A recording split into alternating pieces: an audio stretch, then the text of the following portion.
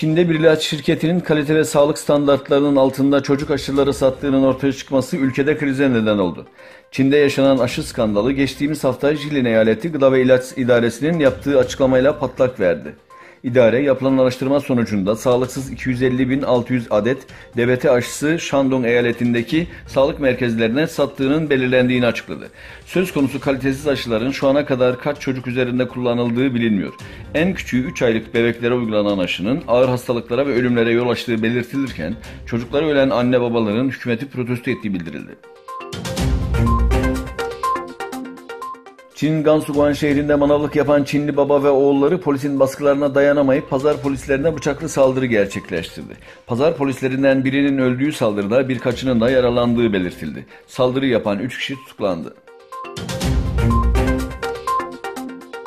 Çin halkı WeChat kullanmaktan vazgeçiyor. WeChat'in güvensizlik yarattığı, gizliliği korumaması ve Çin hükümetinin kendi lehine olan bilgileri kullanması gibi nedenlerden dolayı Çin halkının WeChat'i kullanmaktan çekindiği bildirildi. Çinli yetkililer tarafından yapılan açıklamada WeChat'teki silinen mesajların polis bilgisayarlarında kayıtlı kaldığı da ayrıca kaydedildi.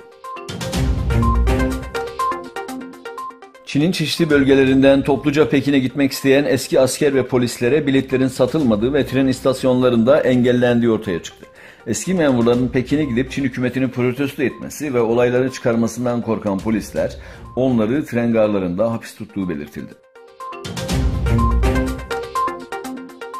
Rusya, Mayıs ayında günde ortalama 10,6 milyon varil petrol üreterek Suudi Arabistan'ı geride bıraktı. Rusya Federal İstatistik Servisi Rostat'ın verilerine göre geçtiğimiz Mayıs ayında günlük ortalama 10,6 milyon varil petrol üreten Rusya, aynı dönemde günlük ortalama 9,99 milyon varilde kalan Suudi Arabistan'ı geride bıraktı. Yunanistan'ın başkenti Atina'nın yakınlarında çıkan yangınlarda ilk belirlemelere göre en az 74 kişi hayatını kaybetti, yüzlerce insan yaralandı. Yangını gören tanıklar yaşananları bazıları kaçtıkları denizde boğuldu sözleriyle ifade ederken yetkililer hayatını kaybedenlerin cesetlerinin birbirine sarılı vaziyette bulunduğunu açıkladı.